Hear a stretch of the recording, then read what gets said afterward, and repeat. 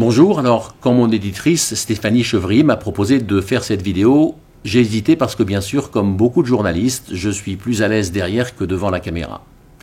Et puis j'ai pensé que ce serait l'occasion pour vous de mettre une voix et un visage sur les pages que vous allez lire. Alors bien sûr, le visage a changé, puisque ce livre raconte plus de 20 ans de rencontres à travers le monde. Il a été jeune et insouciant quand j'ai commencé ce métier dans les forêts du Guatemala, enturbané et les yeux maquillés au col chez les Afghans, et puis parfois creusé par les privations, comme les visages de ceux dont j'allais chercher la parole. La voix, elle, par contre, a l'avantage de toujours rester la même.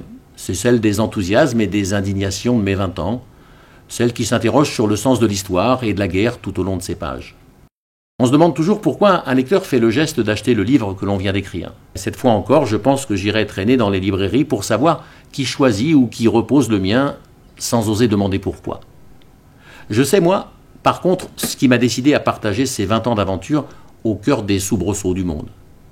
J'ai parcouru presque toutes les lignes de fracture qui ont secoué l'histoire entre 1975 et 1995, des ruines de Beyrouth au maquis du Kurdistan, un jour aux côtés des seigneurs de guerre afghans, un autre avec les boat people en mer de Chine.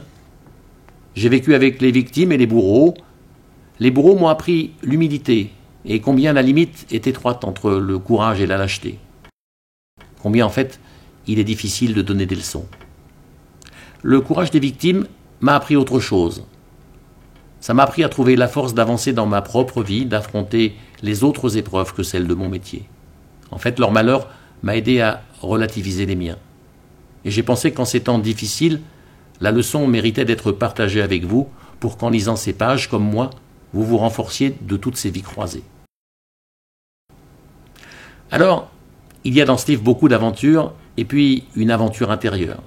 Je voulais raconter les soubresauts du monde et en fait, j'ai aussi beaucoup raconté les miens. Disons que chaque charnier, chaque réfugié, chaque héros, chaque bourreau m'a renvoyé au destin de ma propre famille, celle des Arméniens.